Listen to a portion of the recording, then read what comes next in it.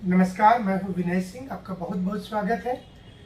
क्या जेपीएससी सच में रिजल्ट निकालने वाली है और क्या सुप्रीम कोर्ट से कोई राहत मिलेगा छठी जेपीएससी को, और क्या जेपीएससी सच में 11 मार्च को मेंस एग्जाम 7th वाला ले लेगी? ये 3 महत्वपूर्ण मुद्दे होंगे इस एपिसोड का, तो इस पर बात करेंगे आपके साथ में कि क्या आज जेपीएससी आज कल में कोई रिजल्ट जारी कर रही है और जेपीएससी कार्यालय में इन दिनों इतनी गहमागहमी क्यों? क्या है इसका पूरा सच? कितने लोग बाहर हो रहे हैं? हमने आपको पहले ये संख्या बताया था कि तकरीबन 134 के आसपास ये संख्या है और 134 अधिकारियों के बाहर होने का खतरा मंडरा रहा है। 134 से कुछ ज़्यादा या कम भी हो सकता है, यानी कि 10% आप ऊपर नीचे सोच सकते हैं। लेकिन यहाँ पर एक खबर और है बहुत महत्वपूर्ण कि ये मामला सुप्रीम कोर्ट में एसएलपी के तौर पर दायर हो गया है। तो क्या अब एसएलपी के तौर पर जो मामला दायर हुआ है, क्या वहाँ बात बन जाएगी और क्या एसएलपी से अंतरिम राहत हो जाएगा? एसएलपी पर राहत कब होगा ये बात की बात होगी, लेकिन फिलहाल जेपीएससी ये चाहती है कि वो अपना तुरंत से तुरंत फ्रेश रिजल्ट जारी कर दे। और ऐसा इसलिए जेपीएससी चाहती है कि इसमें हाईकोर्ट के जो डबल बेंच था उसका ये फैसला था, यानी कि जेपीएससी ये बताना चाहती है कि वो अपने मन से कुछ नहीं कर रही है, बल्कि वो जेपीएससी जो है वो हाईकोर्ट का गाइडलाइन को यूज कर रही है। इसलिए एक बड़ा सवाल सामने आ रहा है कि क्या फिर से नया रिजल्ट जो संशोधित निकलेगा, क्या ये सुप्रीम कोर्ट से रुक पाएगा? सुप्रीम कोर्ट में एसएलपी दायर तो हो गई है और एसएलपी दायर के समय में जो बच्चे हाईकोर्ट में केस जीते हैं उन्होंने भी वहां पर एक याचिका डाली है जिसमें बोला गया है कि एसएलपी की सुनवाई करने के पहले उनसे भी पूरी तरीके से उनका भी पक्ष सुना जाए। अब यहाँ पर मामला एक ऐसे पड़ाव पर आकर फंस गया है जहां से लगता है कि ये एग्जाम में कुछ भी हो सकता है। यानी कि अब जेपीएससी पहले ये चाहती है कि वो अपनी तरफ से पूर्ण रूपेण ठीक हो और उसके बाद हाईकोर्ट को भी नाराज करना नहीं चाहेगी। यही कारण है कि जेपीएससी फूंक फूंक करके अब कदम रख रही है। जिस समय रखना चाहिए था उस समय वो बेधड़क चाल चल दी थी। लेकिन क्या सुप्रीम कोर्ट से इस पर मिलेगा एसएलपी पर कोई फायदा? हमारा मानना है हाँ, यानी कि नेचुरल जस्टिस के तहत जिन लोगों की नौकरी जा रही है उन्हें जरूर से इसमें फायदा मिलेगा। वहीं दूसरी ओर जो हाईकोर्ट ने कहा है जेपीएससी इसे भी नजरअंदाज करना नहीं चाहती, यानी कि सुप्रीम कोर्ट का एसएलपी पर फैसला आने के पहले ही हाईकोर्ट चाहती है कि वो एक और नया रिजल्ट निकाल दे। और जब नया रिजल्ट निकल जाएगा उसके बाद क्या होगा? नया रिजल्ट निकलने के बाद जिनको अभी तक इंटरव्यू देने का मौका नहीं मिला है वो निश्चित रूप से फिर से केस कर देंगे। ऐसे में मेंस के रिजल्ट पर सवाल उठ जाएगा, यानी कि मेंस पास करने वाली की नई लिस्ट जारी हो जाएगी और फिर एक नया कॉम्प्लिकेशन होगा कि कुछ लोगों का इंटरव्यू लिया जाए। जैसे ही ये इंटरव्यू शुरू होगा फिर एक नया विवाद आ जाएगा कि यहाँ पर अंक की गोपनीयता समाप्त हो गई है। सुप्रीम कोर्ट के कई जजमेंट सामने आ जाएंगे और इसके बाद सुप्रीम कोर्ट का जजमेंट जैसे ही आएगा एक सवाल फिर सामने आ जाएगा कि क्या अब इस परीक्षा को रखे रहना ठीक है क्या? ऐसे में कार्मिक विभाग और झारखंड की सरकार को यह मौका मिल जाएगा कि जेपीएससी की अधियाचना को वापस ले लो और जेपीएससी को रद्द कर दो। ये सब कुछ एक प्लानिंग के तहत हो रहा है, यानी कि सरकार दिखा कुछ और रही है, डिसीजन कुछ और ले रही है। ऐसे में ये सवाल उठता है कि क्या जेपीएससी वास्तव में अपना सब कुछ कर पाएगी?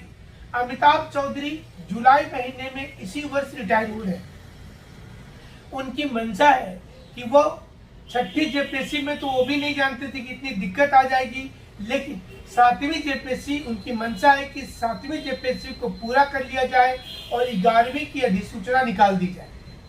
इसलिए अमिताभ चौधरी 7वीं जेपीएससी को लेने के लिए आपने देखा होगा 28 जनवरी के मेंस के लिए पूरी तरह से तैयार थे, लेकिन 25 जनवरी को कोर्ट ने रोक लगा दिया। अब एक बात, 11 मार्च से मेंस होगा कि नहीं होगा, ये भी बहुत बड़ी दुविधा वाली बात है। और 11 मार्च को जो मेंस एग्जाम होने को लेकर बात हो रही है, इस पर भी एक ट्विस्ट आ गया है। ट्विस्ट दिया गया है कि हाईकोर्ट में मामला चला गया है। जो लोग पीटी रिजल्ट से पूर्व में सिलेक्ट हुए थे, इस वक्त बाहर हो गए हैं, वो जाकर के इस पर केस किए, उनकी सुनवाई होगी। इसके साथ साथ क्वेश्चन वाले मैटर पर भी 1-2 दिन में फाइनल रिजल्ट आने वाला है। फिर उस पर क्या होगा ये भी देखना बाकी होगा। इसके साथ साथ 7th जेपीएससी में सिर्फ 20 दिनों में मेंस परीक्षा लिखने को लेकर के भी कई विवाद हो रहा है कि 20 दिन में तैयारी तो सिर्फ और सिर्फ अमिताभ चौधरी जी ही करवा सकते हैं और किसी के बस की बात नहीं है। तो बहुत से लोगों का तर्क ये होगा कि आप पहले से तैयारी करके क्यों नहीं बैठे। यहाँ पर इस स्टूडेंट का तर्क होगा कि उन्हें जब पता चल गया था कि वो पीटी पास ही नहीं किए हैं, तो अगले परीक्षा की तैयारी कर रहे थे और वो उसके लिए 4 महीने के बाद तैयारी शुरू करते मेंस की, तो इतनी हड़बड़ा करके मेंस देने के लिए सक्षम नहीं होंगे। ऐसे में उनको उचित मौका दिया जाए। जिन लोगों को 20 दिन पहले पास करवाया गया है, उनकी एडमिट कार्ड भी आज से उनको मिलना शुरू हो गया है। कुछ देर के बाद एडमिट कार्ड रिलीज हो रहा है, संभवतः इस वक्त तक हो गया होगा। और एडमिट कार्ड मिल जाने के बाद अगर ऐसा लगता है कि परीक्षा कैंसिल नहीं हो सकता, परीक्षा पर रोक नहीं ले सकता, तो ये बोलना मुश्किल है। झारखंड में यहाँ कुछ भी कभी भी हो सकता है। यानी कि जो 2020 क्रिकेट में अंतिम गेंद तक का जो रोमांच इंडिया टीम बार बार पैदा करती है, वो जेपीएससी पैदा कर रही है कि हम अंत समय में अंतिम गेंद में हाईकोर्ट के डिसीजन पर हम टिकेंगे। तो स्टूडेंट का भविष्य क्या है ये आप समझ सकते हैं। 11th जेपीएससी को लेकर के अधिसूचना निकालने के लिए तो बहुत तैयारी हो रही है, लेकिन क्या इससे फिर हल हो पाएगा। हमारा सवाल यही रहता है कि परीक्षा लिखना, एडमिट कार्ड आ जाना, रिजल्ट में नाम आ जाना, वैकेंसी निकाल देना, ये बहादुरी का काम नहीं होता है। बहादुरी का काम होता है कि एक वैकेंसी को निकालने के बाद, इसकी पीटी मेंस इंटरव्यू लेने के बाद आप अंतिम पड़ाव तक पहुंचाइए। लेकिन यहाँ पर अब आप देखिए कि एक और नई दिक्कत आती है।